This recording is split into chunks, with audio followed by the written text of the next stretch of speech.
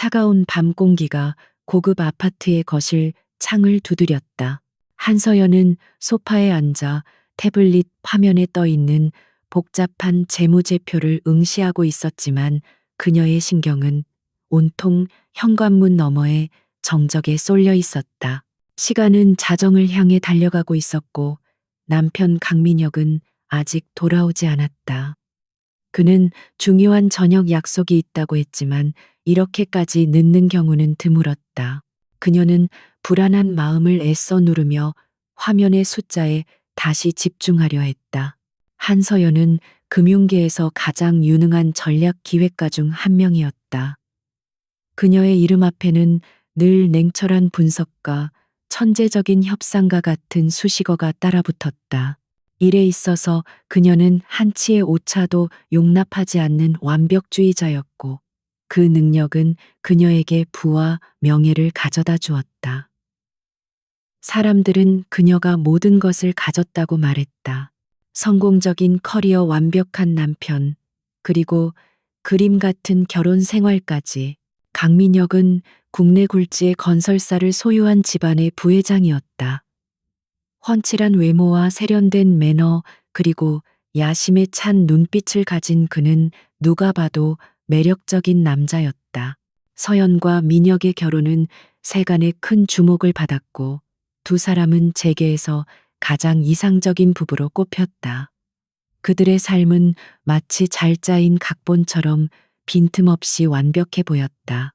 그러나 완벽한 그림일수록 아주 작은 균열 하나가 모든 것을 무너뜨릴 수 있었다. 마침내 현관문 비밀번호를 누르는 소리가 들리고 잠시 후 민혁이 거실로 들어섰다. 그는 피곤한 기색이 역력한 얼굴로 넥타이를 풀며 서연에게 다가왔다. 미안해 여보. 생각보다 회의가 길어졌어. 그의 목소리는 부드러웠지만 서연은 그에게서 평소와 다른 미묘한 이질감을 느꼈다. 그것은 아주 희미한, 그러나 분명히 낯선 향수 냄새 때문이었다. 그 향기는 서연에게 너무나도 익숙한 것이었다. 20년 지기 친구인 유지아의 시그니처 향수였다. 지아는 늘 같은 향수만을 고집했고 그 독특한 머스크 향은 그녀의 상징과도 같았다. 서연은 순간 심장이 차갑게 내려앉는 것을 느꼈다. 왜 남편의 옷에서 지아의 향수 냄새가 나는 걸까? 그녀는 혼란스러운 머릿속을 정리하며 아무렇지 않은 척 물었다. 오늘 지아도 만났어요. 이 향수 지아가 쓰는 거잖아요. 민혁의 표정이 찰나의 순간 굳어졌다. 그러나 그는 곧 능숙하게 미소를 지으며 대답했다. 아, 오늘 투자자 미팅이 지하 갤러리 근처에서 있었어. 잠깐 들러서 인사만 하고 나왔지. 아마 그때 냄새가 밴 모양이야. 그의 대답은 너무나도 자연스러워서 의심하는 것 자체가 어리석게 느껴질 정도였다. 서연은 스스로를 타일렀다. 너무 예민하게 굴지 말자고. 그와 지아는 가족이나 다름없는 사이가 아니었던가. 하지만 의심의 씨앗은 한번 싹을 틔우면 걷잡을 수 없이 자라나는 법이다. 그날 이후 서연은 민혁의 사소한 행동 하나하나에 신경을 곤두세우게 되었다. 그의 늦은 귀가는 잦아졌고 휴대폰을 뒤집어 놓는 버릇이 생겼다. 주말에 갑작스러운 출장이 생기기도 했고 그럴 때마다 그는 너무나도 완벽한 이유를 둘러댔다. 서연의 분석적인 두뇌는 이 모든 것이 무언가 잘못되었다는 신호를 보내고 있었지만 그녀의 마음은 애써 그 신호를 외면했다. 결정적인 균열은 그들의 결혼기념일 일주일 전에 일어났다. 서연은 민혁의 서재를 정리하다가 우연히 책상 서랍 깊숙한 곳에서 낯선 카드 명세서 하나를 발견했다. 그것은 민혁의 개인 카드가 아니었고 명의는 법인으로 되어 있었다. 그녀의 직업적 본능이 발동했다. 그녀는 명세서를 훑어보기 시작했고 곧 눈을 의심할 수밖에 없었다. 매달 일정한 금액이 강남의 한 고급 오피스텔 관리비로 빠져나가고 있었다. 서연은 심장이 쿵쾅거리는 것을 느끼며 그 오피스텔의 주소를 검색했다. 그리고 명세서에 찍힌 또 다른 내역들의 시선이 멈췄다. 최고급 레스토랑에서의 저녁 식사, 명품 브랜드의 여성 의류, 그리고 주얼리 샵에서의 결제 내역까지. 그 모든 지출은 서연과는 전혀 상관없는 것들이었다. 민혁이 자신 몰래 다른 여자를 위해 돈을 쓰고 있다는 명백한 증거였다. 그녀의 머릿속이 하얗게 비어버리는 듯했다. 그녀는 며칠 밤낮을 고통 속에서 보냈다. 배신감과 모멸감이 온몸을 휘감았다. 하지만 그녀는 섣불리 행동하지 않았다. 감정적으로 그를 몰아붙이는 것은 어리석은 짓이었다. 그녀에게는 확실한 증거가 빼도 박도 못할 진실이 필요했다. 그녀는 차갑게 이성을 되찾고 마치 거대한 MA 프로젝트를 분석하듯 자신의 결혼 생활을 해부하기 시작했다. 모든 단서들이 하나의 끔찍한 가설을 가리키고 있었다. 결전의 날은 예고 없이 찾아왔다. 금요일 오후 민혁은 중요한 지방 출장이 잡혔다며 이틀 후에 돌아오겠다고 했다. 그의 말투와 행동은 평소와 다름없이 다정했다. 하지만 서연은 그의 눈동자 깊은 곳에 숨겨진 거짓을 읽을 수 있었다. 그가 집을 나선 후 서연은 잠시 망설였다. 지금이라도 모든 것을 덮고 예전으로 돌아갈 수 있지 않을까. 하지만 이미 그녀의 마음속에서 신뢰라는 기둥은 무너져 내린 뒤였다. 그녀는 조용히 차를 몰아 카드 명세서에 적혀 있던 강남의 오피스텔로 향했다. 최고급 주상복합 건물의 위용이 그녀를 압도했지만 그녀는 조금도 위축되지 않았다. 로비의 보안은 철저했지만 그녀는 미리 알아낸 정보로 방문객인 척 자연스럽게 안으로 들어섰다. 엘리베이터가 35층을 향해 올라가는 동안 그녀는 자신의 심장 소리가 너무 커서 다른 사람에게 들릴 것만 같다고 생각했다. 3507호. 문 앞에 선 그녀는 잠시 숨을 골랐다. 이제 문만 열면 모든 진실과 마주하게 될 것이다. 그 진실이 자신의 삶을 어떻게 파괴할지 알 수 없었지만 더 이상은 외면할 수 없었다. 그녀는 떨리는 손으로 도어록 비밀번호를 눌렀다. 민혁은 늘 중요한 비밀번호를 그들의 결혼 기념일로 설정하는 버릇이 있었다. 아이러니하게도 그 버릇이 지금 그의 배신을 증명할 열쇠가 될 줄이야. 딸깍하는 소리와 함께 문이 열렸다. 집안은 어두웠지만 침실 쪽에서 희미한 불빛과 함께 나지막한 웃음소리가 새어나오고 있었다. 서연은 신발을 벗고 소리 없이 안으로 들어섰다. 거실은 온통 낯선 여자와 함께하는 삶의 흔적들로 가득했다.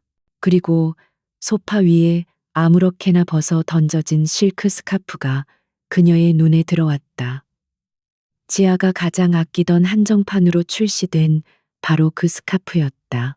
서연은 더 이상 아무것도 생각할 수 없었다. 그녀는 홀린 듯이 침실문으로 다가갔다.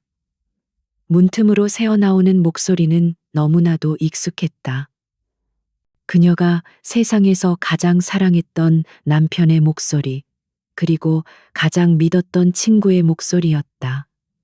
그들은 서로의 이름을 부르며 사랑을 속삭이고 있었다. 그들이 나누는 대화는 서연의 심장의 비수처럼 날아와 밝혔다. 서연이는 아무것도 모를 거야. 그 여자 일밖에 모르는 냉혈한이잖아. 당신 같은 남자를 어떻게 만족시키겠어?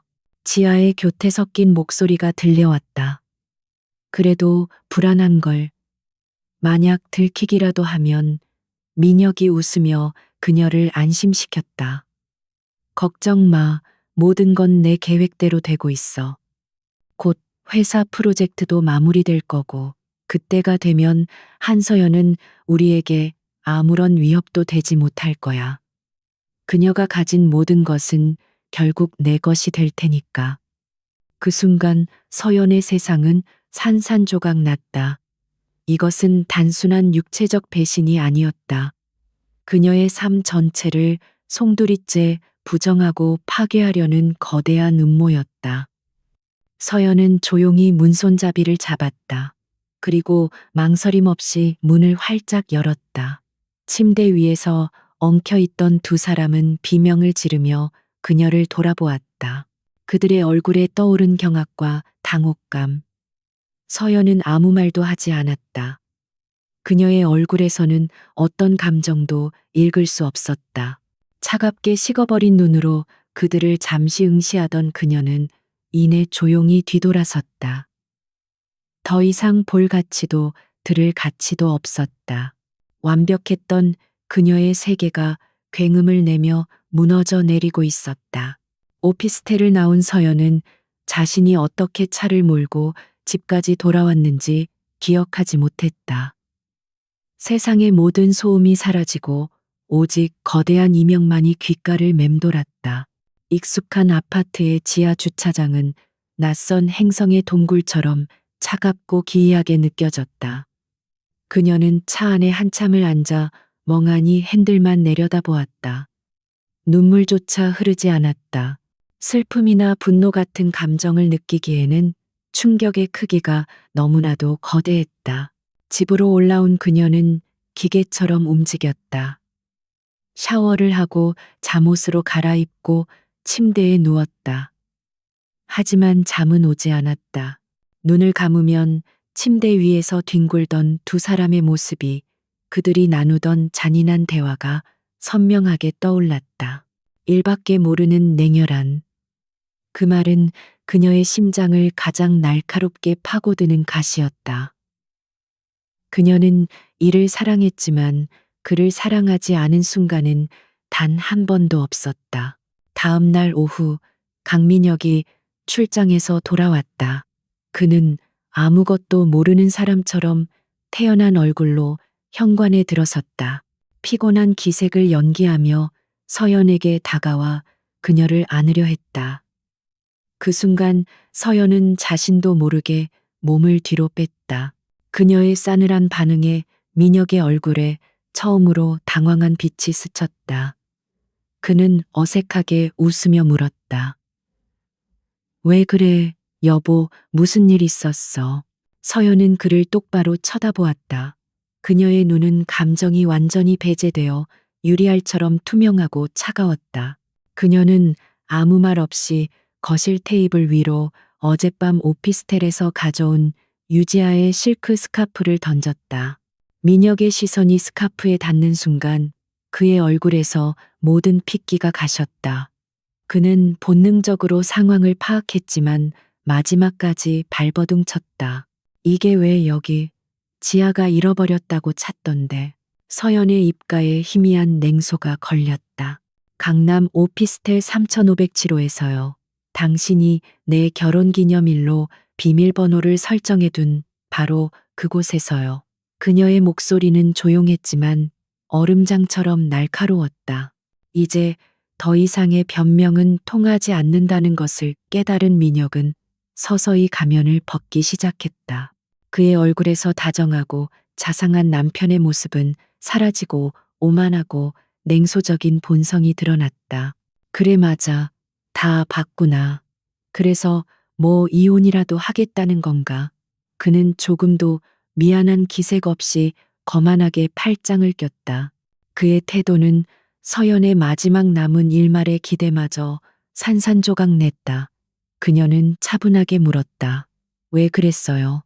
나와 내 가장 친한 친구에게. 대체 왜? 그녀는 진심으로 그 이유가 궁금했다.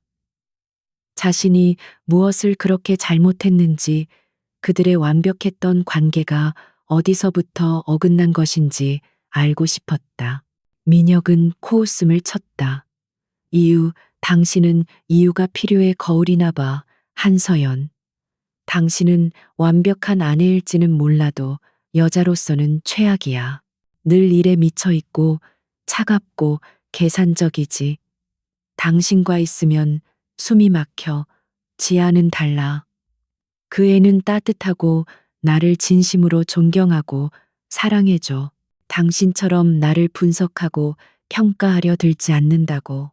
그의 말들은 독화살처럼 그녀의 자존심을 꿰뚫었다. 그때 서연의 휴대폰이 울렸다. 화면에는 유지아라는 이름이 떠 있었다. 서연이 전화를 받자마자 지아의 울음 섞인 목소리가 흘러나왔다. 서연아, 미안해. 정말 미안해. 다 내 잘못이야. 민혁 씨는 아무 잘못 없어. 내가 그 사람을 너무 사랑해서 제발 한 번만 용서해줘. 응지아는 언제나처럼 연약하고 가련한 피해자를 연기하고 있었다. 서연은 말없이 스피커폰 버튼을 눌렀다. 지아의 가증스러운 목소리가 거실 전체에 울려 퍼졌다. 민혁은 잠시 놀란 듯 했지만 이내 상황을 즐기는 듯한 표정을 지었다. 서연은 전화기에 대고 차갑게 말했다. 내 진심이 그게 전부니 지아야. 내가 일밖에 모르는 냉혈아니라 내 남편을 유혹했다고. 그래서 둘이서 내 뒤통수를 치고 내 재산까지 넘볼 계획을 세웠다고. 전화기 너머의 지아가 순간 말을 잃었다. 모든 것을 알고 있다는 서연의 말에 그녀의 연기는 더 이상 통하지 않았다. 잠시 후 지아의 목소리는 180도 달라져 있었다. 그래, 다 알았다니 말할게. 넌 언제나 그런 식이었어, 한서연. 늘 잘나고 모든 걸 가졌지. 사람들은 다 너만 칭찬하고 나는 늘 네 옆에 있는 그림자일 뿐이었어. 난 네가 가진 모든 걸 빼앗고 싶었어. 특히 내 남자까지도. 지아의 노골적인 증오와 질투심에 서연은 허탈한 웃음을 터뜨렸다. 20년의 우정이 이렇게 허무하게 끝나는 순간이었다. 민혁은 한술 더 떴다. 그는 이제 모든 것을 체념한 듯 혹은 모든 것을 이룬 승리자처럼 거만하게 진실을 털어놓았다. 어차피 이렇게 된 거 똑똑한 당신이라면 이해가 빠를 테니 말해주지. 그래, 지아 말이 맞아. 처음에는 당신에게 질려서 시작한 관계였지만 곧 이게 아주 좋은 사업적 기회가 될 수 있다는 걸 깨달았어. 그는 소파에 깊숙이 몸을 묻으며 말을 이었다. 당신이 지금 총괄하고 있는 퀀텀 프로젝트. 그거 사실 내가 처음부터 계획한 거야. 프로젝트 성공의 모든 공은 당신에게 돌아가겠지만 그 과실은 고스란히 내 차지가 될 거거든. 지하의 갤러리를 통해 비자금을 조성하고 프로젝트 관련 자산을 해외 법인으로 빼돌릴 계획이었지.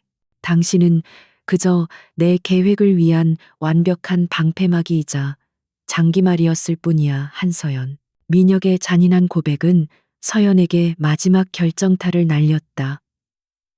이것은 단순한 치정극이 아니었다. 처음부터 철저하게 그녀를 이용하고 파멸시키기 위해 설계된 거대한 사기극이었다. 그녀의 사랑, 우정, 그리고 그녀가 평생을 바쳐 이룩한 커리어까지 모든 것이 그의 탐욕을 채우기 위한 도구에 불과했다. 심장을 도려내는 듯한 고통이 밀려왔지만 이상하게도 정신은 점점 더 맑아졌다. 그녀는 민혁과 지아의 얼굴을 번갈아 보았다. 그들의 얼굴에는 승리감과 조롱의 미소가 가득했다. 그들은 서연이 이제 모든 것을 잃고 절망에 빠져 무너질 것이라고 확신하고 있었다. 그녀가 할 수 있는 것이라고는 고작 해야 이혼 서류에 도장을 찍고 위자료 몇 푼을 받아내는 것뿐이라고 생각하고 있었다.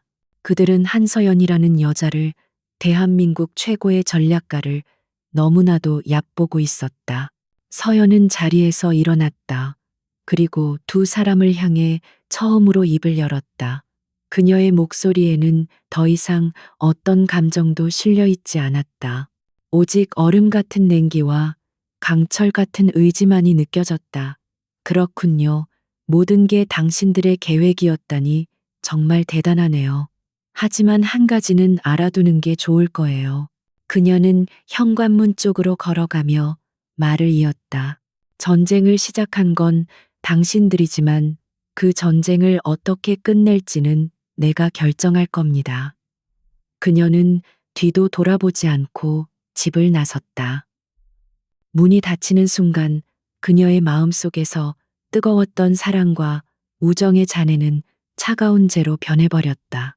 그리고 그 잿더미 속에서 이전보다 훨씬 더 강하고 위험한 무언가가 조용히 눈을 뜨고 있었다.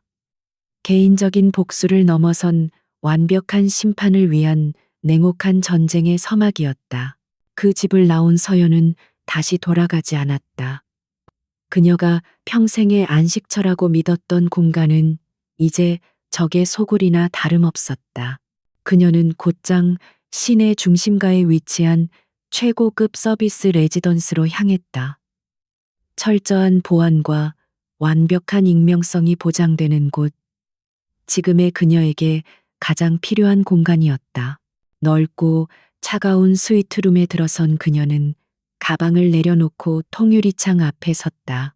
발 아래로 도시의 야경이 화려하게 펼쳐져 있었지만 그 어떤 불빛도 그녀의 마음을 비추지는 못했다. 그녀는 스스로에게 딱 하룻밤의 시간을 허락했다. 배신감과 절망감, 그리고 산산조각 난 사랑에 대해 온전히 슬퍼할 시간이었다. 그녀는 소리내어 울지 않았다. 대신 뜨거운 눈물이 뺨을 타고 끊임없이 흘러내렸다. 20년의 우정과 10년의 사랑이 하룻밤 사이에 잿더미가 되어버렸다. 그녀가 믿었던 세상은 거짓이었고 그녀가 사랑했던 사람들은 가면을 쓴 악마였다.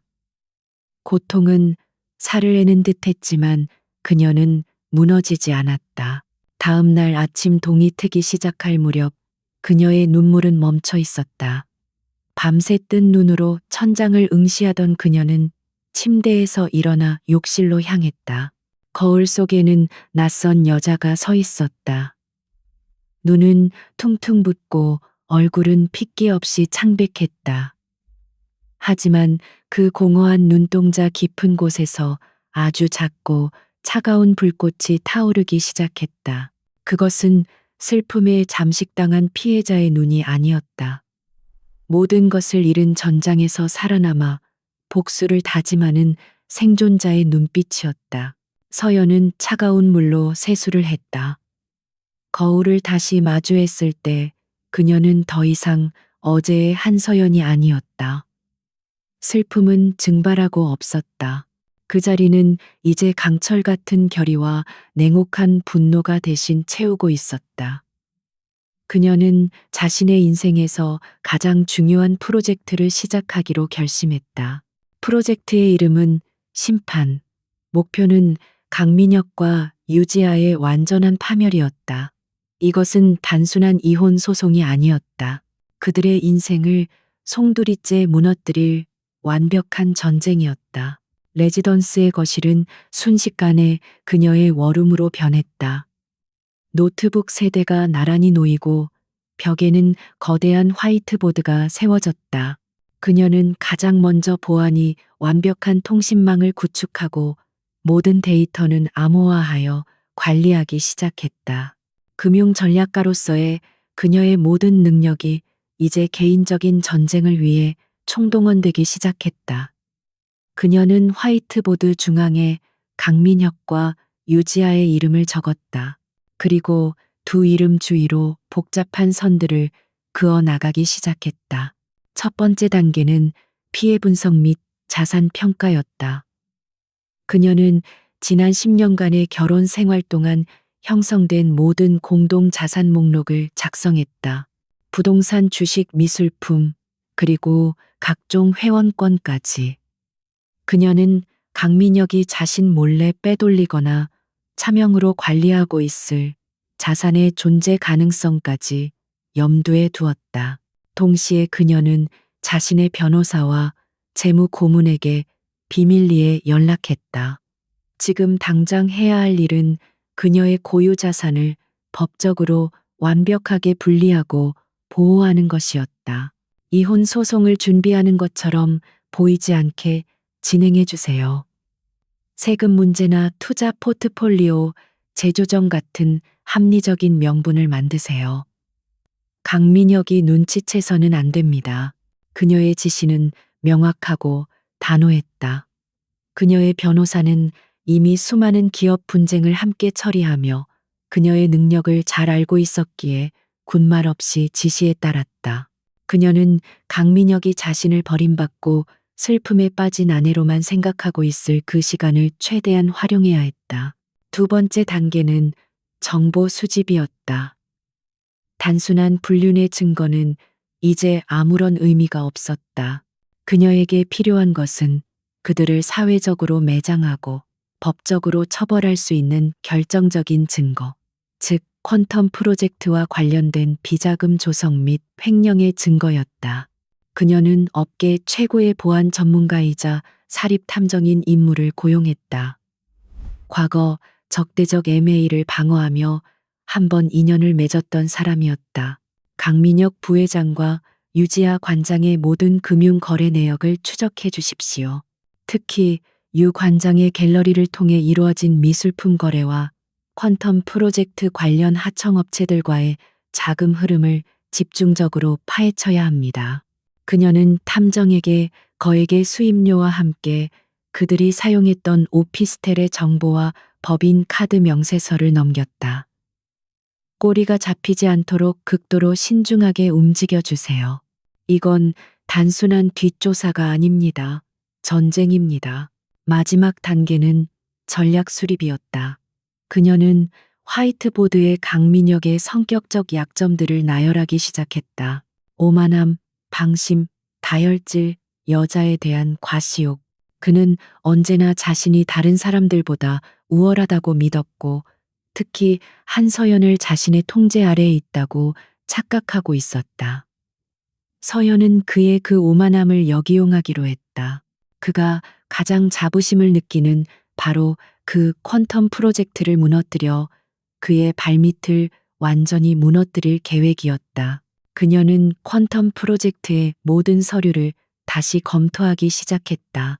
처음 프로젝트를 기획할 때만 해도 그녀는 이 프로젝트가 회사의 미래를 책임질 혁신적인 사업이라고 믿었다. 하지만 이제 와서 다시 보니 곳곳에 의심스러운 구석이 보였다. 특히 해외 투자 자금의 유입과 지출 과정에 불투명한 부분이 많았고 몇몇 페이퍼 컴퍼니로 의심되는 업체들이 하청업체로 등록되어 있었다. 과거에 그녀는 그것을 효율적인 자금 운용의 일부라고 생각했지만 진실을 알고 보니 모두 비자금 조성을 위한 장치였을 뿐이다. 그녀는 자신의 네트워크를 조심스럽게 활용하기 시작했다.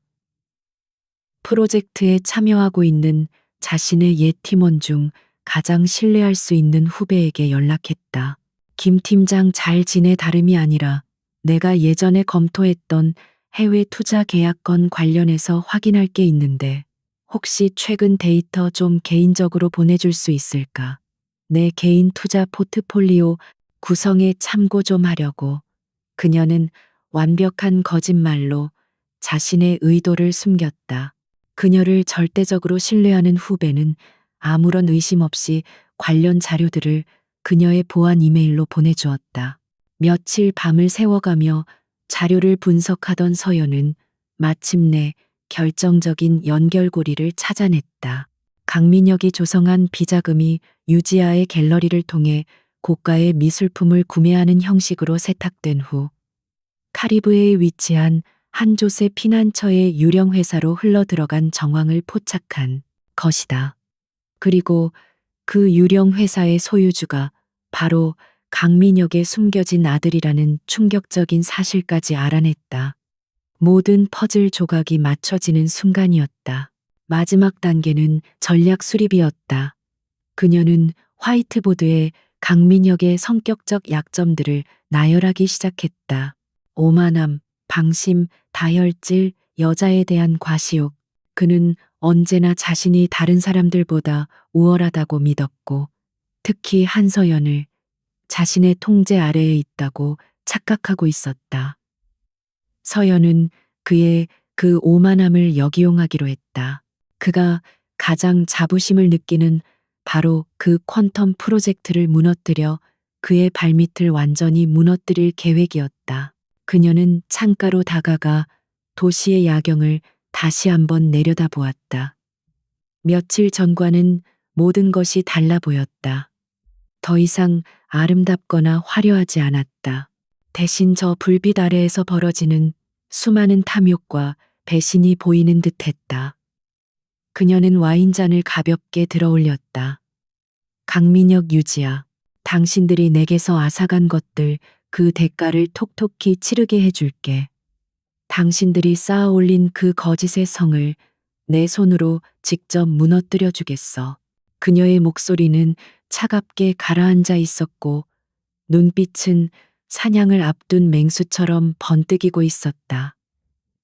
이제 반격의 시간이었다. 전쟁은 조용히 막이 올랐다.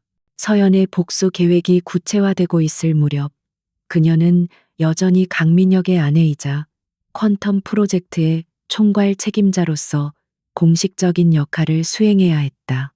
일주일 후 그녀는 강민혁과 함께 서초 스마트시티 개발 사업권 입찰 프레젠테이션에 참석했다. 이 사업은 퀀텀 프로젝트의 핵심과도 같았고 수조 원의 자금이 걸린 거대한 판이었다. 그리고 그 판에는 예상치 못한 강력한 경쟁자가 등장해 있었다. 그의 이름은 권태하였다. 그는 사모펀드 업계의 신화적인 인물로 마이더스의 손 혹은 사냥꾼이라 불렸다. 그의 투자사 블랙 에쿼티 파트너스는 죽어가는 기업도 살려내는 것으로 유명했지만 동시에 목표물을 정하면 피 한 방울 남기지 않고 집어삼키는 잔혹함으로도 악명이 높았다. 그는 강민혁의 집안처럼 대대로 부를 세습한 재벌들과는 결이 다른 오직 자신의 능력만으로 정점에 오른 인물이었다. 회의실의 공기는 팽팽한 긴장감으로 가득 차 있었다. 강민혁은 자신만만한 미소를 띤 채 발표를 준비하고 있었다. 그는 이 사업권을 따내 자신의 입지를 굳히고 동시에 서연이 만들어낸 프로젝트의 성과를 온전히 가로챌 생각에 들떠 있었다. 서연은 그의 옆에 무표정한 얼굴로 앉아 있었다. 그녀의 역할은 민혁의 발표를 보조하고 기술적인 질문에 답변하는 것이었다. 권태하는 회의실 가장 안쪽 민혁의 맞은편에 앉아 있었다. 그는 서류를 검토하는 척했지만 그의 날카로운 시선은 줄곧 강민혁과 한서연을 향해 있었다. 그는 오래전부터 강민혁의 아버지인 강 회장의 부패하고 방만한 경영 방식을 경멸해왔다.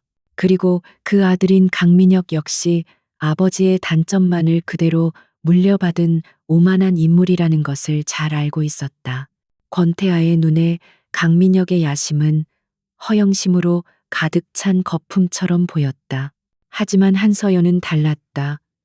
권태아는 업계에서 그녀의 명성을 익히 들어 알고 있었다. 그녀가 설계한 금융구조는 언제나 정교하고 안정적이었으며 위기관리 능력 또한 타의 추종을 불허했다. 저런 유능한 인재가 왜 강민혁 같은 남자 옆에 있는지 그는 늘 의아하게 생각했다. 그런데 오늘 직접 본 그녀의 모습은 어딘가 위태로워 보였다. 그녀의 얼굴은 완벽한 포커페이스를 유지하고 있었지만 그는 그녀의 눈동자 깊은 곳에 자리한 차가운 분노와 깊은 슬픔을 읽을 수 있었다. 강민혁의 프레젠테이션이 시작되었다. 그는 화려한 언변과 시각 자료를 동원해 프로젝트의 장밋빛 미래를 제시했다. 모든 것이 완벽해 보였다. 하지만 권태아의 눈에는 그 계획의 치명적인 약점들이 보였다. 과도하게 부풀려진 예상 수익률 불투명한 해외 자금 조달 계획, 그리고 비현실적인 사업 기간까지. 그것은 마치 모래 위에 지은 화려한 성과도 같았다. 저 모든 계획을 설계했을 한서연답지 않은 허술함이었다. 발표가 끝나고 질의응답 시간이 되자 권태아가 처음으로 손을 들었다. 그는 자리에서 일어나 정중하지만 날카로운 목소리로 질문을 던졌다. 강 부회장님, 훌륭한 발표 잘 들었습니다. 하지만 프로젝트의 자금 조달 계획 중 버진 아일랜드에 설립된 특수목적 법인을 통한 부분은 다소 불투명해 보입니다. 해당 법인의 실체와 자금의 출처에 대해 좀 더 명확한 설명이 필요할 것 같습니다. 그의 질문은 정확하게 핵심을 꿰뚫고 있었다. 바로 서연이 발견했던 비자금 세탁의 통로였다. 강민혁의 얼굴이 순간 굳어졌다. 그는 당황한 기색을 감추며 억지 미소를 지어 보였다. 그 부분은 국제금융법에 따라 합법적으로 진행되고 있는 사안입니다. 세부적인 내용은 대외비라 이 자리에서 밝히기 어려운 점 양해 바랍니다. 그는 능구렁이처럼 핵심을 피해 나갔다. 권태아는 더 이상 질문하지 않았다. 대신 그의 시선이 서연에게로 향했다. 그는 마치 이게 정말 당신이 만든 계획이 맞습니까? 라고 묻는 듯 했다. 서연은 그의 시선을 피하지 않고 담담하게 마주했다. 잠시 동안 두 사람 사이에는 침묵 속에서 보이지 않는 대화가 오고 갔다. 서연은 권태아가 무언가를 알고 있음을 직감했다. 그리고 그 역시 자신과 같은 적을 노리고 있다는 사실도. 회의가 잠시 중단되고 휴식 시간이 주어졌다. 강민혁은 다른 투자자들과 인사를 나누느라 분주했다. 그 틈을 타 서연은 잠시 복도로 나와 차가운 공기를 들이마셨다. 그때 등 뒤에서 나지막한 목소리가 들려왔다. 한서연 이사님, 권태하였다. 그는 어느새 그녀의 옆에 다가와 서 있었다. 서연은 놀란 기색을 감추고 돌아서서 그에게 가볍게 목례를 했다. 권태하는 형식적인 인사를 건네는 대신 대뜸 본론을 꺼냈다. 훌륭한 계획이더군요. 하지만 아무리 훌륭한 설계도라 할지라도 부실한 자재를 쓰면 사상 누각이 되기 마련입니다. 그의 목소리는 낮고 조용했지만 그 안에 담긴 의미는 결코 가볍지 않았다. 그는 잠시 말을 멈추고 창밖을 바라보며 말을 이었다. 특히 요즘 카리브해의 날씨는 예측 불가능하기로 유명하죠. 갑작스러운 폭풍이 모든 것을 앗아갈 수도 있습니다. 카리브해, 그 단어는 서연의 심장을 꿰뚫는 창과도 같았다. 그녀가 찾아낸 유령 회사가 바로 그곳에 있었다. 권태하는 모든 것을 알고 있었다. 그는 어떻게 이 비밀을 알게 된 것일까? 서연은 혼란스러웠지만 애써 평정심을 유지하며 되물었다. 조언, 감사합니다. 권 대표님. 하지만 저희는 모든 변수에 대한 대비책을 완벽하게 갖추고 있습니다. 권태하의 입가에 알 수 없는 미소가 번졌다. 그렇습니까? 그렇다면 다행입니다. 유능한 선장은 배가 가라앉기 전에 가장 먼저 탈출하는 법을 아니까요. 그는 의미심장한 말을 남긴 채 그녀를 지나쳐 갔다. 그의 마지막 말은 서연의 머릿속을 복잡하게 만들었다. 그것은 경고였을까? 아니면 은밀한 제안이었을까? 그는 적일까 아니면 아군일까? 회의실로 돌아오자 강민혁이 불쾌한 표정으로 그녀를 쏘아붙였다. 권태아랑 무슨 얘기를 한 거야? 그 자식은 우리 집안의 숙적이야. 가까이 하지 마. 그의 목소리에는 불안함과 초조함이 섞여 있었다.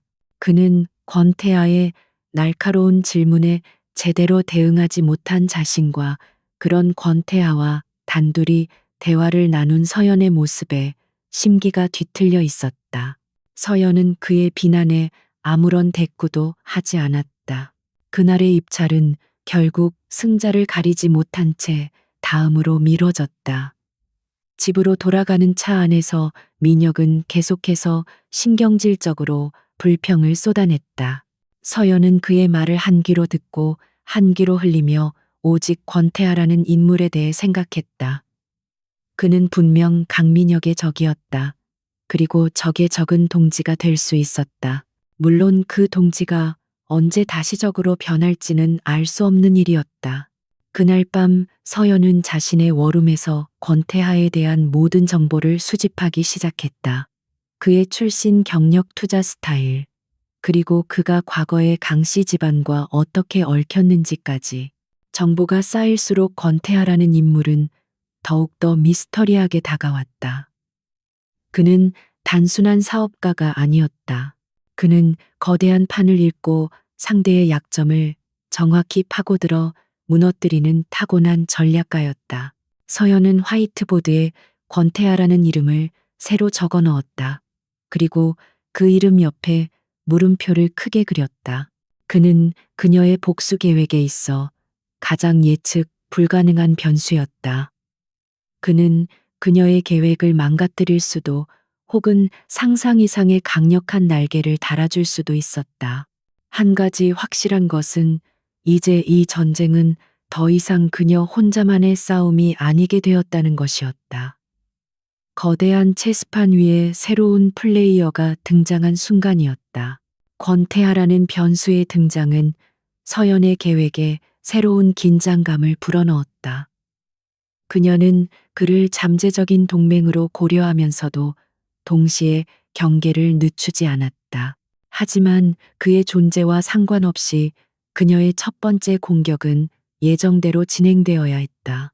그녀는 거대한 퀀텀 프로젝트를 바로 공격하는 대신 강민혁과 유지아에게 직접적인 타격을 줄 수 있는 더 작고 섬세한 목표물을 선택했다. 그것은 바로 유지아의 갤러리 분점 확장 계획이었다.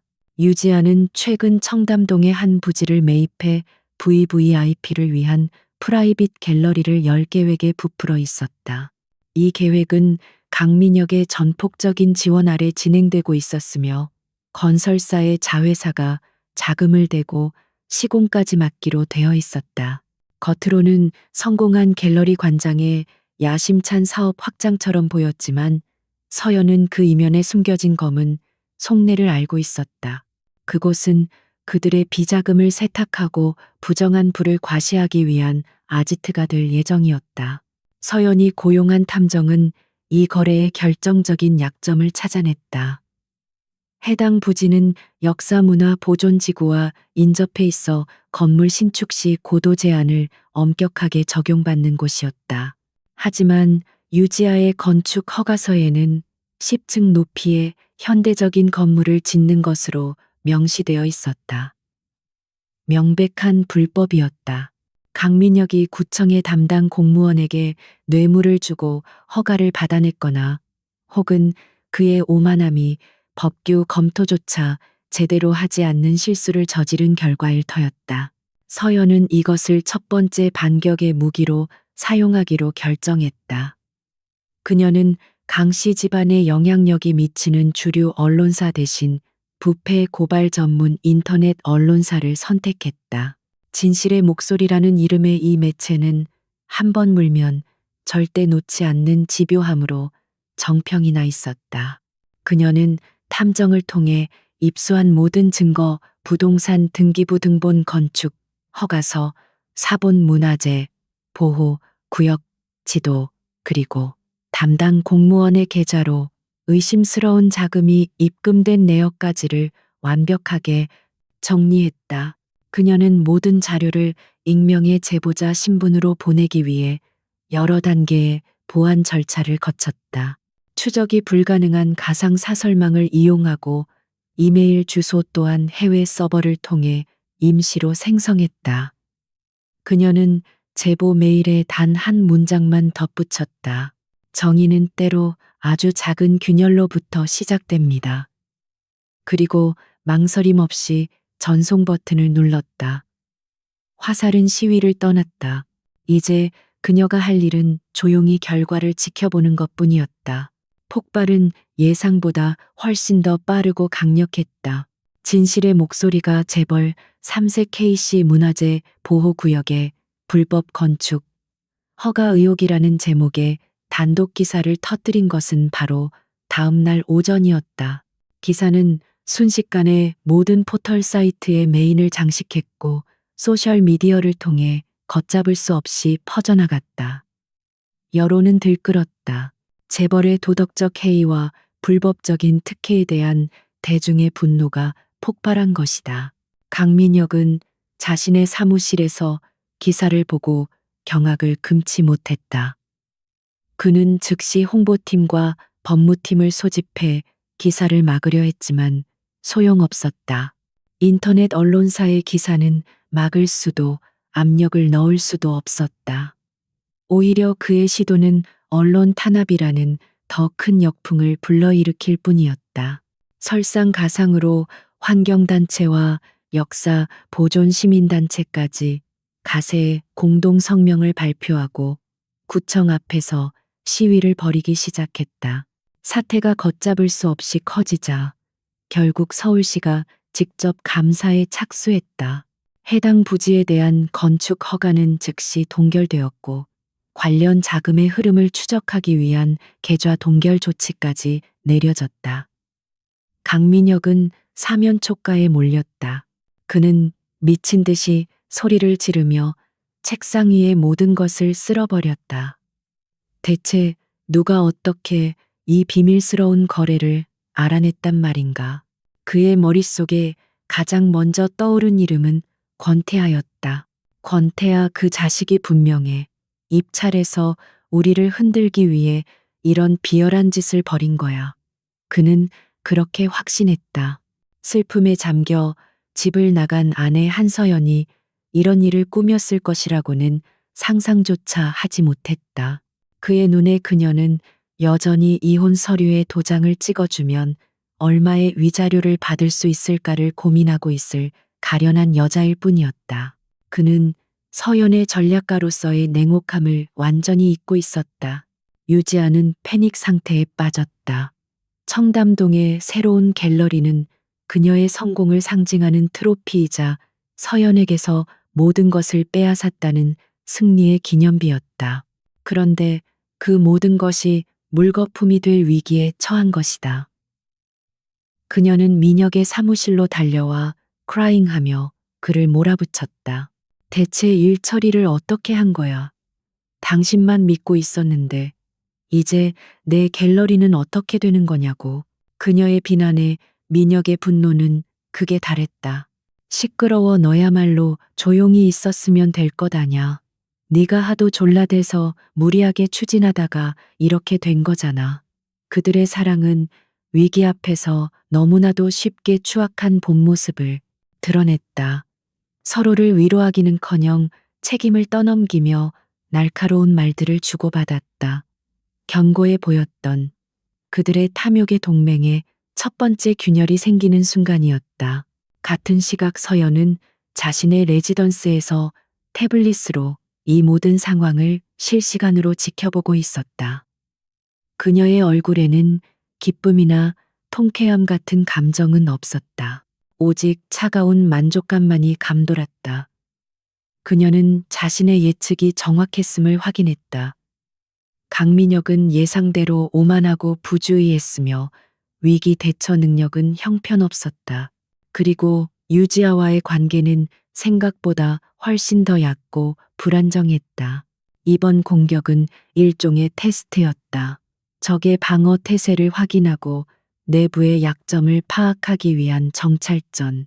그리고 그 테스트는 성공적이었다. 그녀는 작은 돌멩이 하나로 적진에 상당한 혼란을 일으켰다.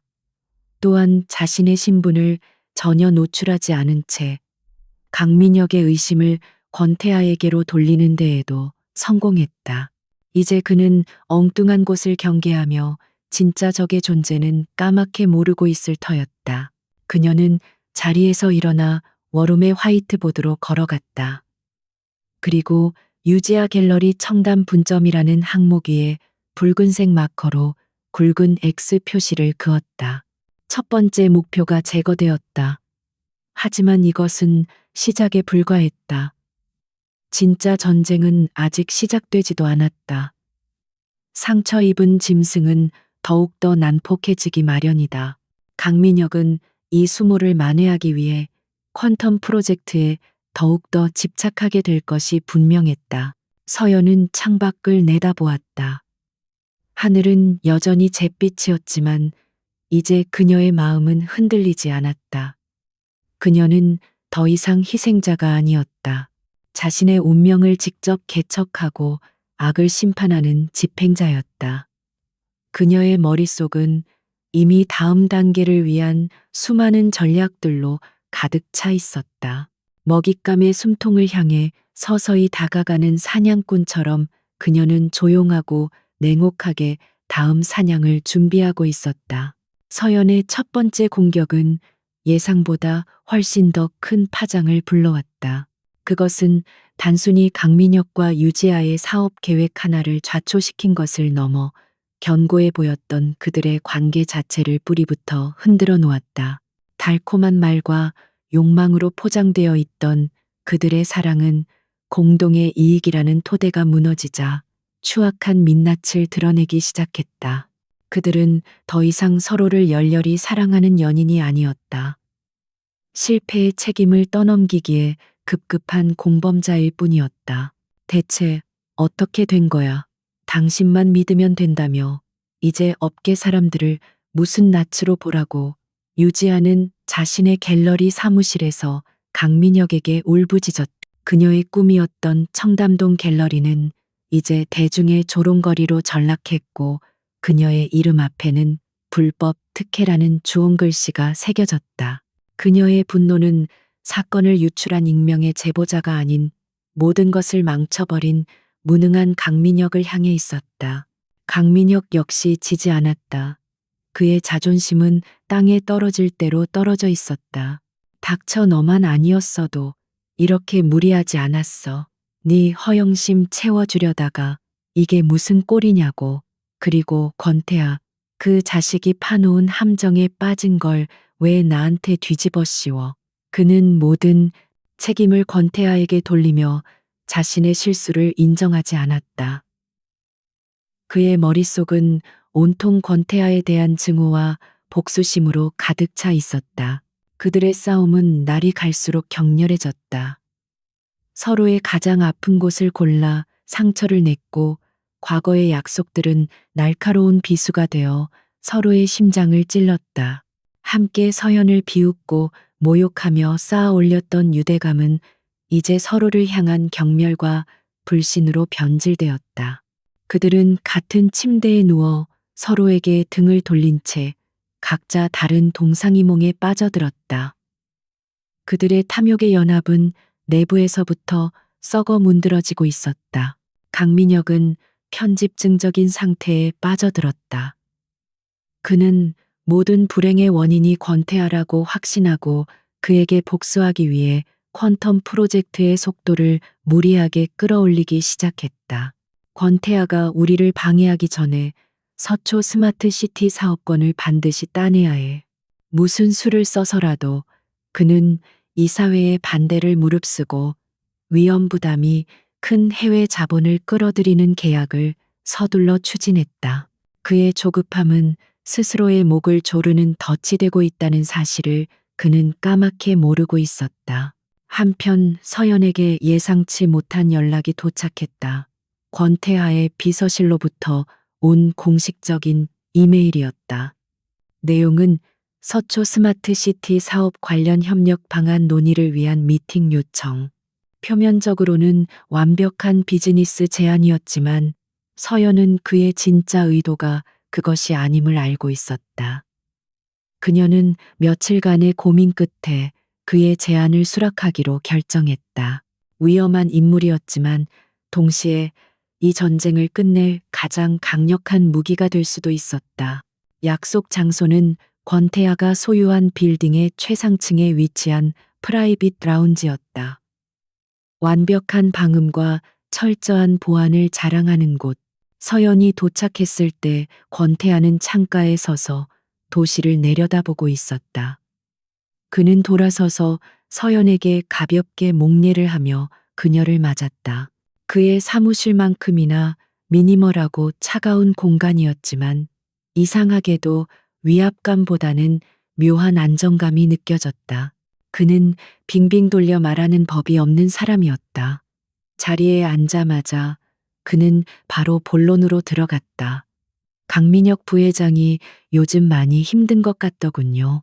아끼던 갤러리 프로젝트도 무산되고 믿었던 내부 정보망까지 뚫린 모양입니다. 그의 목소리는 평온했지만 그 안에 담긴 의미는 서연의 심장을 꿰뚫었다. 그는 모든 것을 알고 있었다. 그녀가 익명의 제보자라는 사실까지도. 서연은 조금도 동요하지 않은 채 되물었다. 그게 저와 무슨 상관이 있다는 말씀이신지 모르겠습니다. 대표님. 권태하는 희미하게 미소 지었다. 상관이 왜 없겠습니까? 강 부회장은 그 모든 일의 배후에 제가 있다고 굳게 믿고 있던데요. 덕분에 제가 아주 곤란한 입장이 되었습니다. 그는 마치 체스판 위의 말들을 내려다보는 플레이어처럼 여유롭게 상황을 설명했다. 그는 잠시 말을 멈추고 서연을 똑바로 응시했다. 그의 눈빛은 그 어떤 분석 보고서보다도 더 날카롭게 그녀의 내면을 파고드는 듯했다. 한서연 이사님, 저는 적과 아군을 구분하는데 그리 오랜 시간을 들이지 않습니다. 그리고 당신은 내 적이 아닙니다. 최소한 지금은 말이죠. 우리에겐 공동의 적이 있으니까요.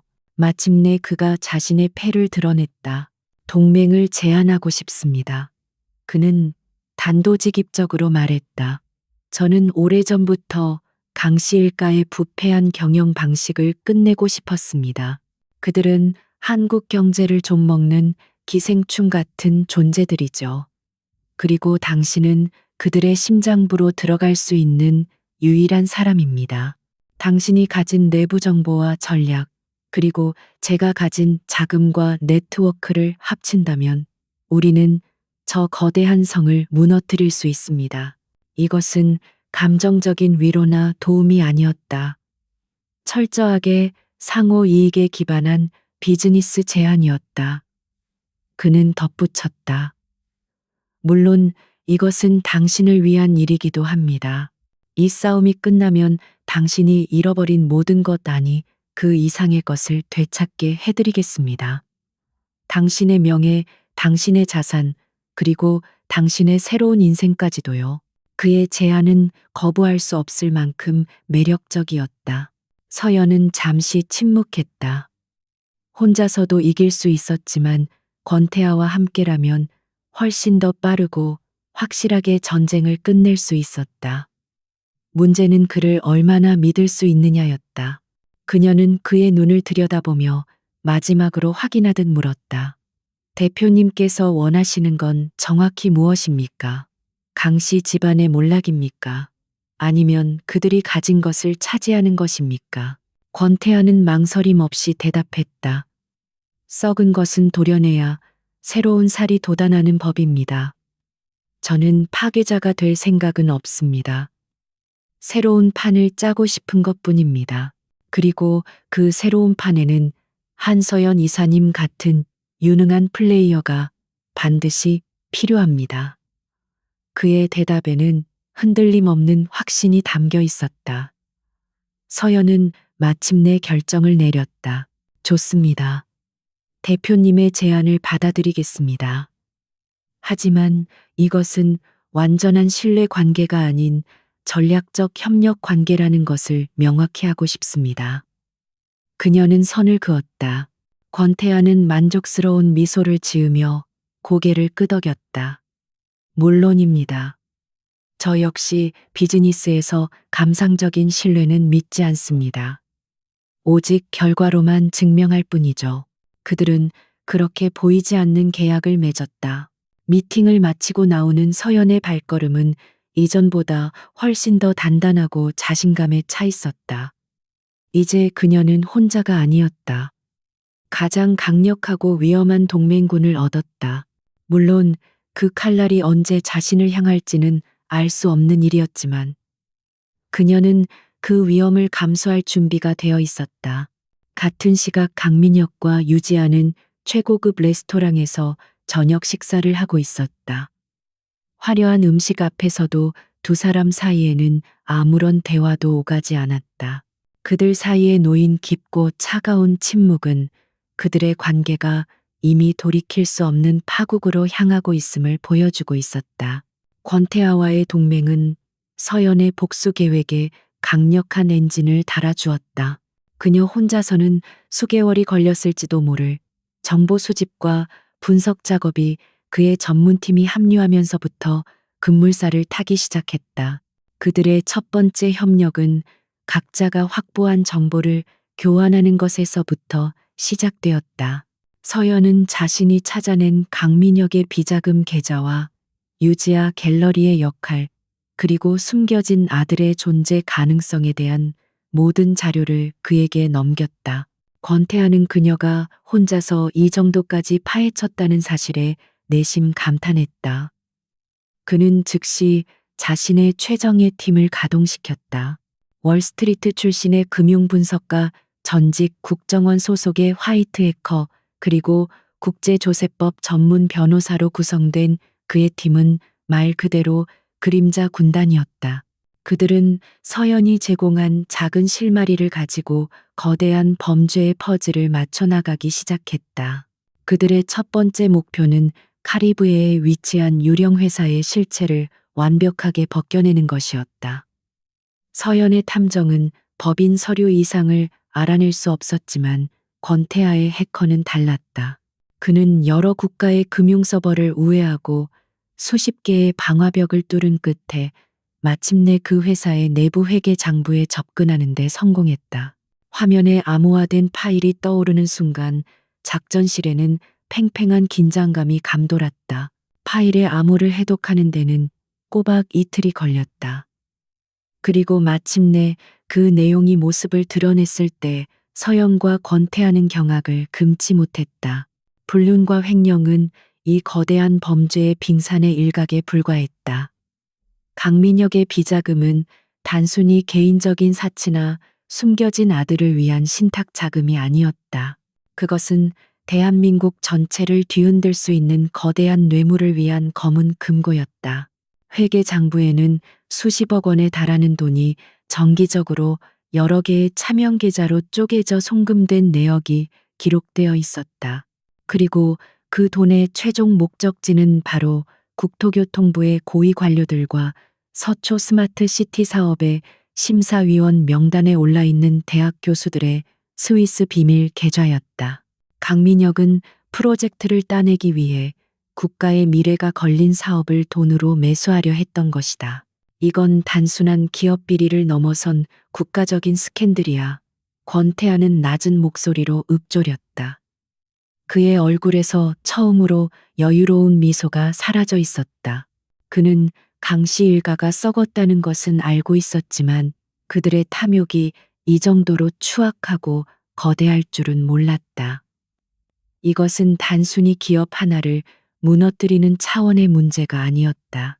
정관계 로비의 핵심을 건드리는 말 그대로 판도라의 상자였다. 서연은 온몸에 소름이 돋는 것을 느꼈다. 강민혁에 대한 개인적인 복수심으로 시작한 일이 이제는 걷잡을 수 없이 커져버렸다. 이 증거가 세상에 공개되는 순간 강민혁과 유지아는 물론이고 수많은 고위 공직자들이 함께 몰락하게 될 터였다. 그 파장은 상상조차 할 수 없었다. 그녀는 잠시 두려움을 느꼈다. 자신이 과연 이 거대한 폭풍을 감당할 수 있을까? 그녀의 흔들리는 눈빛을 읽은 듯 권태아가 말했다. 두렵습니까?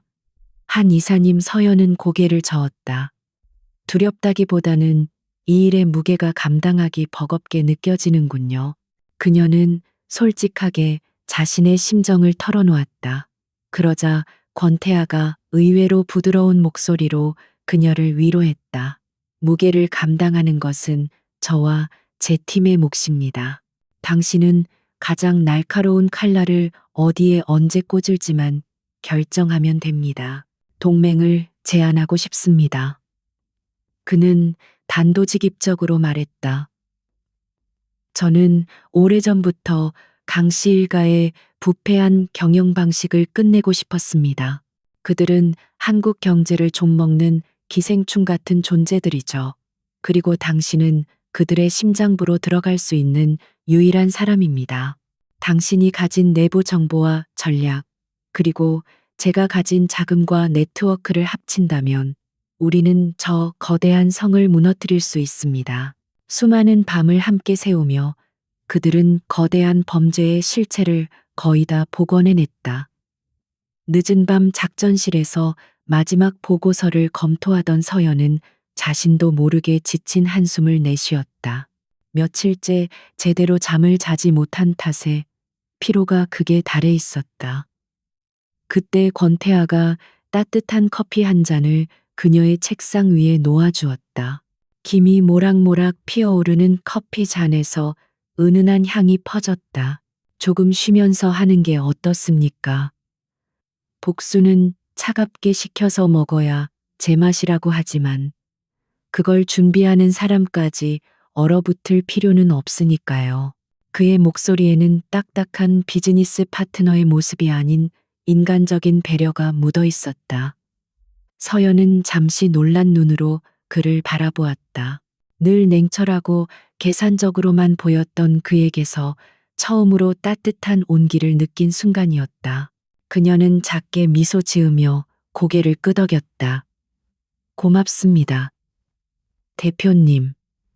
짧은 대화였지만 그 순간 두 사람 사이의 벽이 조금은 허물어진 듯한 느낌이 들었다. 그들은 단순한 동맹을 넘어 같은 목표를 향해 달려가는 전우가 되어가고 있었다. 그들은 다시 보고서에 집중했다. 그리고 마침내 모든 퍼즐의 마지막 조각이 맞춰졌다. 권태아의 해커가 강민혁의 개인 클라우드 계정을 해킹하는데 성공한 것이다. 그 안에는 강민혁이 로비 대상자들과 주고받은 은밀한 이메일과 함께 그들의 약점이 담긴 보험용 파일까지 저장되어 있었다. 심지어 유지아의 갤러리에서 뇌물용 미술품을 전달하는 장면이 찍힌 CCTV 영상 원본까지 있었다. 이제 더 이상 추측이나 정황 증거가 아니었다. 빼도 박도 못할 완벽한 물증이었다. 서연과 권태아는 모니터에 떠 있는 증거 목록을 말없이 바라보았다. 그들의 손에 들린 것은 단순한 데이터 파일이 아니었다. 그것은 강민혁과 그 일당의 제국을 단번에 무너뜨릴 수 있는 핵폭탄이었다. 이제 남은 것은 이 폭탄의 안전핀을 언제 어디서 어떻게 뽑을 것인가를 결정하는 일뿐이었다. 긴장감과 함께 묘한 희열이 두 사람을 감쌌다. 권태아가 먼저 입을 열었다. 이제 모든 준비는 끝났습니다. 서연이 그의 말을 받았다. 이제 곧 폭풍이 불겠군요. 그녀의 목소리는 더 이상 흔들리지 않았다. 그 안에는 모든 것을 끝낼 준비가 된 자의 차가운 결의만이 가득했다. 두 사람은 서로를 마주 보았다. 그들의 눈빛 속에서 거대한 폭풍의 서막을 알리는 번개가 번쩍이고 있었다. 심판의 날이 머지않았다. 심판의 날을 위한 무대는 강민혁 스스로가 마련했다. 갤러리 사업 실패와 권태아의 압박으로 인해 궁지에 몰린 그는 자신의 건재함을 과시하고 모든 의혹을 잠재우기 위해 긴급 이사회를 소집했다. 안건은 서초 스마트 시티 프로젝트 최종 자금 조달안 승인. 이것은 그의 마지막이자 가장 큰 도박이었다. 이사회만 통과하면 비자금 조성과 뇌물 로비의 모든 과정이 프로젝트의 공식적인 자금 집행으로 위장되어 완벽한 알리바이가 만들어질 터였다. 이사회 당일 회의실의 공기는 묵직하게 가라앉아 있었다.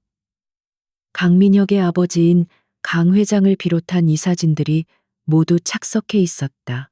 그들 중 다수는 이미 강민혁의 편이었다. 그의 계획에 동조했거나 혹은 그의 뇌물에 입을 다물기로 약속한 자들이었다. 강민혁은 승리를 확신하며 자신만만한 표정으로 프레젠테이션을 시작했다. 그는 이 프로젝트가 회사의 100년 대계를 책임질 것이라며 화려한 미사역으로 이사진들을 현혹했다. 모든 것이 그의 계획대로 순조롭게 흘러가는 듯 했다. 그가 최종 자금 집행안에 대한 투표를 제안하려는 바로 그 순간이었다. 육중한 회의실 문이 소리 없이 열렸다. 모든 사람의 시선이 문 쪽으로 쏠렸다. 그곳에는 한서연이 서 있었다. 남편의 배신 이후 공식 석상에서 처음으로 모습을 드러낸 그녀였다. 모두가 그녀가 슬픔에 잠겨 폐인처럼 지낼 것이라 예상했지만 회의실로 들어서는 그녀의 모습은 그들의 예상을 완전히 뒤엎었다. 그녀는 검은색 정장을 입고 있었다. 화장기 없는 얼굴은 차갑게 굳어 있었지만 그 눈빛은 그 어떤 보석보다도 날카롭게 빛나고 있었다. 그녀의 등장은 회의장에 작은 파문을 일으켰다. 이사들은 수군거리기 시작했고 강민혁의 얼굴은 당혹감으로 굳어졌다. 그는 버럭 소리를 질렀다. 한서연, 당신이 여긴 어쩐 일이야. 당장 나가지 못해. 서연은 그의 고함에도 눈 하나 깜짝하지 않았다. 그녀는 여전히 이사직을 유지하고 있었고 이사회에 참석할 정당한 권리가 있었다. 그녀는 회의장을 천천히 가로질러 빈자리로 걸어가며 말했다. 안건에 대한 중대한 위험 요소를 보고하기 위해 참석했습니다. 부회장님, 그녀의 목소리는 얼음장처럼 차가웠지만 회의장 전체를 압도할 만큼의 힘이 실려 있었다. 그녀는 자신의 태블릿을 회의실 중앙 스크린에 연결했다. 강민혁이 보안 요원을 불러 그녀를 끌어내려 했지만 강 회장이 그를 제지했다. 일단 드러나 보자. 무슨 말을 하려는 건지. 강 회장은 며느리의 갑작스러운 등장이 불쾌했지만 동시에 무언가 심상치 않은 일이 벌어지고 있음을 직감했다. 서연은 스크린 앞에 섰다. 이제 그녀가 준비한 마지막 무대에 막이 올랐다. 그녀는 개인적인 감정을 완전히 배제한 채 오직 데이터와 팩트만으로 발표를 시작했다. 현재 강민혁 부회장께서 제안하신 자금 조달 계획은 회사를 극심한 재정 위기에 빠뜨릴 수 있는 치명적인 독소 조항들을 포함하고 있습니다. 그녀는 스크린에 복잡한 재무 도표를 띄우고 프로젝트의 예상 수익률이 어떻게 부풀려졌는지, 해외 투자금의 상환 조건이 얼마나 불리한지를 조목조목 지적했다. 몇몇 금융 전문가 출신 이사들의 얼굴이 심각하게 굳어졌다. 두 번째 화면에는 자금의 흐름도가 나타났다. 더 큰 문제는 투자금의 상당 부분이 불투명한 경로를 통해 해외의 한 특수 목적 법인으로 흘러 들어가고 있다는 점입니다. 그녀는 카리브해에 위치한 유령 회사의 존재를 폭로했다. 그리고 그 회사의 계좌에서 거액의 돈이 인출되어 어딘가로 사라지고 있음을 명확한 데이터로 보여주었다. 회의장에는 공포의 그림자가 드리워지기 시작했다. 강민혁과 공모했던 이사들의 얼굴은 하얗게 질려 있었다. 마침내 그녀는 마지막 카드를 꺼내 들었다. 그렇다면 이 돈은 과연 어디로 갔을까요? 스크린에는 수십 개의 계좌번호와 함께 익숙한 이름들이 나타나기 시작했다. 국토교통부 고위관료 담당 사무관, 그리고 프로젝트 심사위원들, 완벽한 뇌물 장부였다. 강민혁 부회장은 프로젝트를 불법적으로 따내기 위해 회사 돈을 횡령하여 조직적인 로비를 벌여왔습니다. 회의장은 아수라장이 되었다. 비명과 고성이 터져 나왔다. 강민혁은 미친 사람처럼 소리쳤다. 거짓말이야. 저건 다 조작된 거라고 하지만 서연은 그의 발악을 비웃기라도 하듯 마지막 증거를 재생했다. 스크린에는 유지아의 갤러리 CCTV 영상이 나타났다. 영상 속에서 강민혁과 유지아는 활짝 웃으며 국토부 장관에게 고가의 그림을 선물하고 있었다. 그리고 권태아의 팀이 분석한 결과 그 그림의 액자 뒤에는 수억 원의 현금 다발이 숨겨져 있었다. 모든 것이 끝났다. 강 회장은 충격에 휩싸여 의자에 주저앉았고 이사들은 자신들의 안위를 걱정하며 서로를 의심의 눈초리로 쳐다보았다. 완벽했던 강민혁의 세계는 그의 눈앞에서 산산조각 나고 있었다. 그는 이성을 잃고 서연에게 달려들었다. 이 배신자, 내가 널 가만두지 않겠어. 하지만 그는 곧바로 보안 요원들에게 제압당해 바닥에 내동댕이 쳐졌다.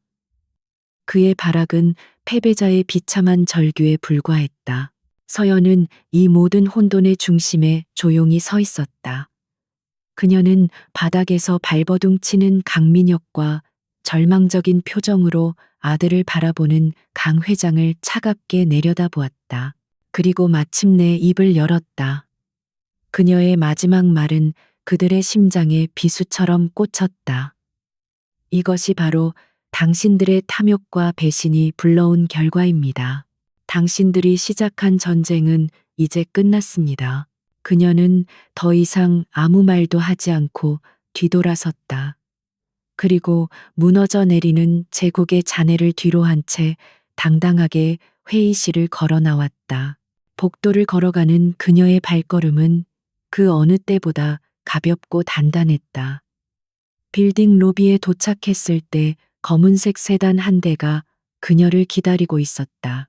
차창이 내려가자 안에는 권태아가 앉아 있었다.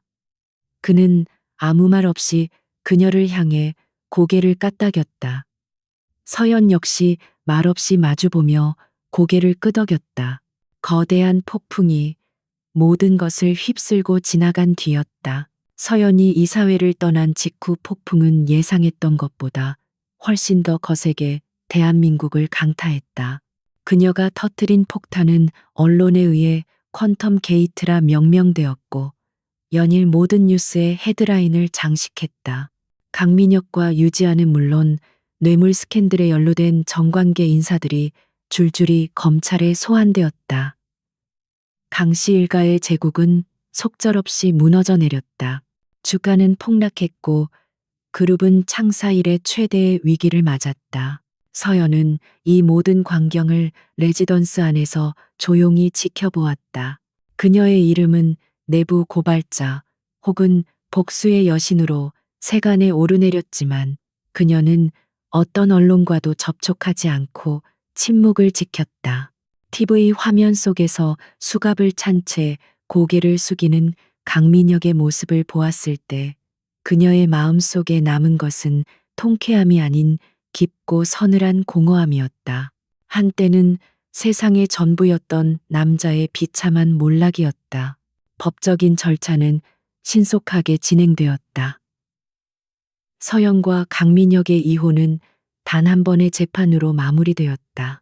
강민혁은 모든 것을 잃은 상태였고 그의 변호사는 서연 측이 제시한 조건을 군말 없이 받아들였다.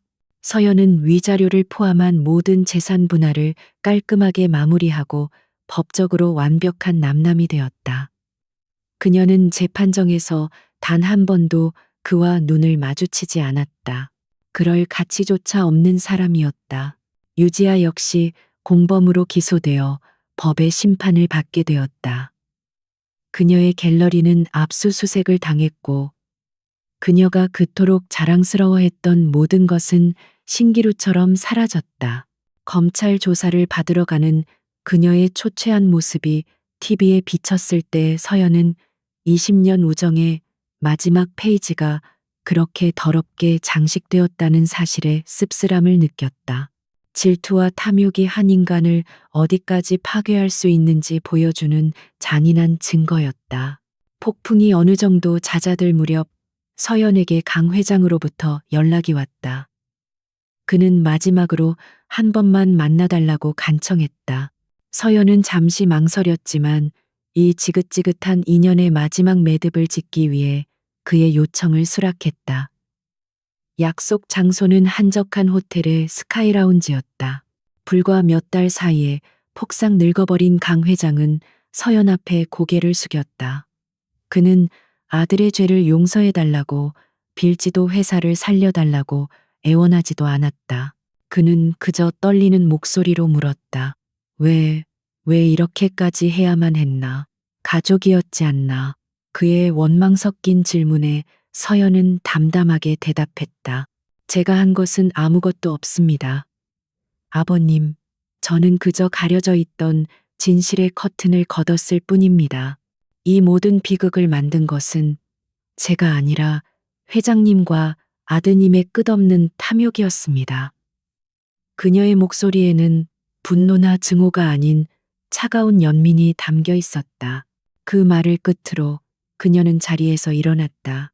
그것이 정말 마지막이었다. 모든 것이 정리되고 도시가 서서히 평온을 되찾아갈 무렵 권태아가 그녀를 찾아왔다. 그는 무거운 비즈니스 정장이 아닌 편안한 캐주얼 차림이었다. 그는 어떤 말도 없이 그녀가 머무는 레지던스의 거실 창가에 서서 한참 동안 서울의 야경을 함께 바라보았다. 그 침묵은 조금도 어색하지 않았다.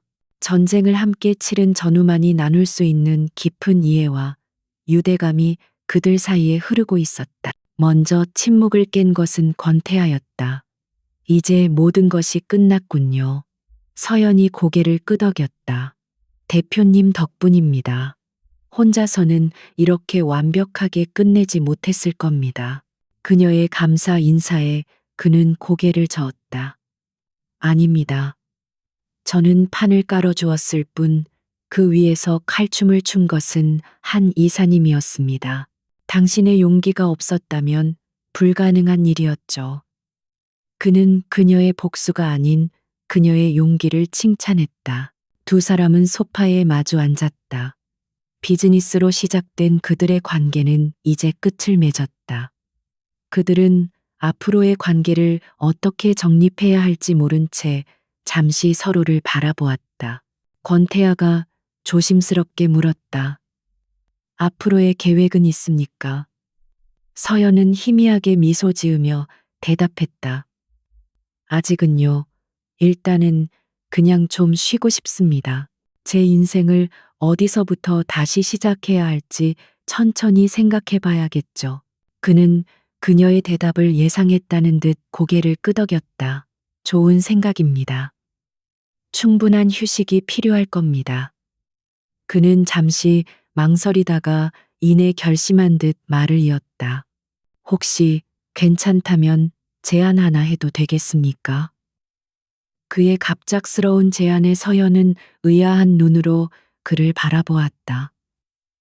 그는 진지한 눈빛으로 그녀를 보며 말했다. 제 회사의 최고 전략 책임자 CSO 자리를 맡아주셨으면 합니다. 당신 같은 인재는 세상에 다시 없을 겁니다. 그의 제안은 파격적이었다. 하지만 서연은 천천히 고개를 저었다. 정말 감사한 제안이지만 지금은 사양하겠습니다. 저는 당분간 그 누구를 위해서가 아닌 오직 저 자신을 위한 시간을 보내고 싶습니다. 제가 정말로 원하는 것이 무엇인지 제 힘으로 다시 찾아보고 싶어요. 그녀의 대답은 단호했지만 그 안에는 새로운 삶에 대한 의지가 담겨 있었다. 권태아는 조금도 실망한 기색 없이 오히려 그녀의 대답을 존중한다는 듯 미소를 지었다. 알겠습니다. 당신다운 대답이군요. 그 결정을 존중합니다. 그는 자리에서 일어나며 말했다. 하지만 제 제안은 언제나 유효하다는 것을 잊지 마십시오. 그리고 비즈니스 파트너가 아니더라도 우리는 좋은 친구가 될 수는 있겠죠. 도움이 필요하면 언제든 연락해요. 그는 현관문 앞에서 잠시 멈춰 서서 그녀를 돌아보았다. 한서연 씨, 당신은 내가 아는 그 어떤 사람보다도 강하고 현명한 사람입니다. 그러니 너무 오래 방황하지는 마십시오. 그의 마지막 말은 서연의 마음에 잔잔한 파문을 일으켰다. 그가 떠난 후 서연은 다시 창가에 섰다. 텅 비어 있던 그녀의 마음에 아주 오랜만에 따뜻한 온기가 감도는 것을 느꼈다. 복수는 끝났다. 정의는 실현되었다. 하지만 그녀는 승자가 아니었다. 그저 모든 것을 잃고 간신히 살아남은 생존자일 뿐이었다. 그러나 이제 그녀는 더 이상 과거에 얽매이지 않을 것이다. 권태하의 말처럼 그녀는 강하고 현명한 사람이었다. 기나긴 폭풍의 밤이 지나고 그녀의 인생에 마침내 새로운 아침이 밝아오고 있었다. 평온하고 희망에 찬 아침이었다. 그로부터 1년이라는 시간이 흘렀다. 대한민국을 떠들썩하게 했던 퀀텀 게이트는 이제 사람들의 기억 속에서 희미해진 과거의 사건이 되어 있었다. 강민혁과 그 일당들은 법의 엄중한 심판을 받고 역사의 뒤안길로 사라졌다. 거대했던 강씨 일가의 그룹은 여러 개로 쪼개져 매각되었고 부패의 온상이었던 그들의 시대는 그렇게 막을 내렸다. 시간은 모든 상처를 아물게 하지는 못하지만 새로운 시작을 위한 토대는 마련해 주었다. 한서연은 더 이상 복수의 화신도 비운의 여주인공도 아니었다. 그녀는 자신의 이름을 내건 전략 컨설팅 회사 SY 스트래티지의 대표가 되어 있었다.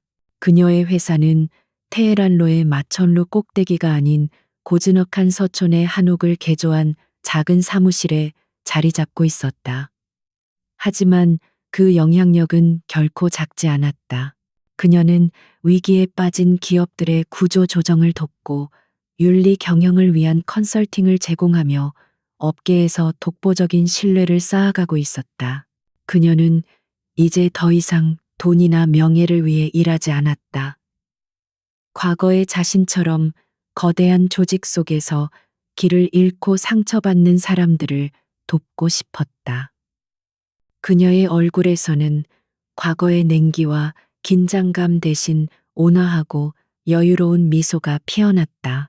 햇살이 가득 들어오는 사무실에서 젊은 직원들과 자유롭게 토론하는 그녀의 모습은 그 어느 때보다 행복하고 충만해 보였다. 그녀는 마침내 자기 자신을 위한 인생을 살고 있었다. 권태하와의 관계는 천천히 그리고 아주 자연스럽게 발전했다. 그는 그녀가 자신만의 시간을 필요로 한다는 것을 존중해 주었다. 그들은 비즈니스 파트너가 아닌 친구로 시작했다. 함께 저녁을 먹고 미술관을 거닐고 앞으로의 세상이 어떻게 변할지에 대해 밤새도록 토론했다. 그는 그녀의 명석한 두뇌를 존중했고 그녀는 그의 따뜻한 내면을 발견했다. 그들의 관계는 열정적인 사랑이 아닌 깊은 신뢰와 존중을 바탕으로 서서히 깊어졌다. 어느 주말 오후 그들은 한강변을 나란히 걷고 있었다. 강바람이 그녀의 머리카락을 부드럽게 스쳐 지나갔다. 서연은 문득 1년 전 복수심에 불타며 이 도시를 내려다보던 자신을 떠올렸다. 그때의 도시는 회색빛 전쟁터와도 같았지만 지금 그녀의 눈에 비친 도시는 따스한 햇살 아래 평화롭게 빛나고 있었다. 그녀가 변하자 그녀를 둘러싼 세상도 변해 있었다. 권태아가 조용히 그녀의 손을 잡았다. 그의 손은 크고 따뜻했다. 그는 걷는 내내 아무 말도 하지 않았지만 그 온기만으로도 그의 마음이 고스란히 전해지는 듯했다. 서연은 더 이상 그의 옆에서 위축되거나 자신을 증명하려 애쓰지 않았다.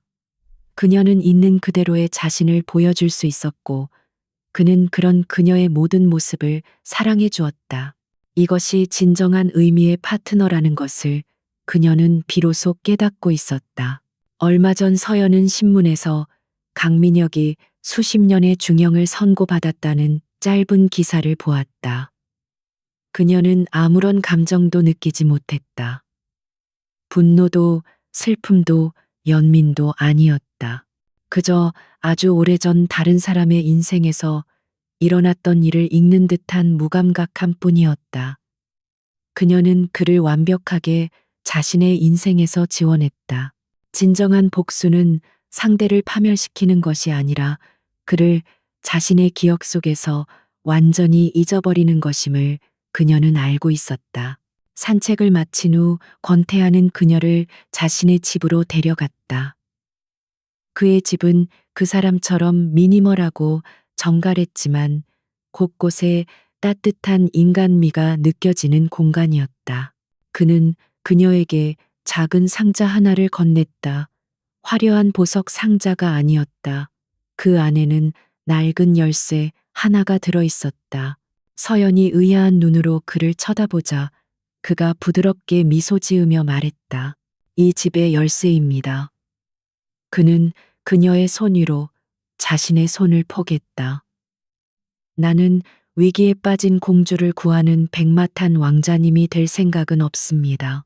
그저 여왕이 스스로 자신의 왕국을 건설할 때 그 곁을 묵묵히 지키는 단 한 사람이 되고 싶을 뿐입니다. 당신의 공간을 존중하지만 언제든 편히 쉴 수 있는 나의 공간도 당신에게 온전히 내어주고 싶어서요. 그의 고백은 담백했지만 그 어떤 화려한 약속보다도 서연의 마음을 깊게 울렸다. 그녀는 눈시울이 뜨거워지는 것을 느끼며 고개를 끄덕였다. 그녀가 원했던 것은 바로 이런 관계였다. 서로를 구속하거나 소유하는 것이 아닌 각자의 세계를 존중하며 함께 미래를 그려나가는 것. 그녀는 열쇠를 쥔 그의 손을 마주 잡았다. 더 이상의 말은 필요 없었다. 그날 저녁 서연은 자신의 사무실에 홀로 남았다. 그녀는 통유리창 앞에 서서 해가 지는 서울의 풍경을 바라보았다. 1년 전 복수를 다짐하며 바라보았던 바로 그 풍경이었다. 하지만 이제 그녀의 마음은 텅 빈 공허함이 아닌 따뜻한 희망과 평온함으로 가득 차 있었다. 그녀는 길고 어두웠던 터널을 지나 마침내 빛을 찾았다. 그녀는 더 이상 누군가의 아내도 복수의 화신도 아니었다. 그녀는 자기 인생의 온전한 주인 한서연이었다. 앞으로 그녀의 인생에 또 어떤 시련이 닥칠지는 알 수 없었다. 하지만 이제 그녀는 두렵지 않았다. 그녀는 스스로의 힘으로 일어설 수 있었고 그녀의 곁에는 언제나 그녀를 믿고 지지해주는 든든한 동반자가 있었다. 그녀는 잔잔한 미소를 지으며 노을 지는 하늘을 향해 속삭였다. 이제 정말 새로운 시작이야. 기나긴 고통은 끝났고 눈부신 행복이 그녀를 기다리고 있었다. 진짜 인생은 지금부터 시작이었다.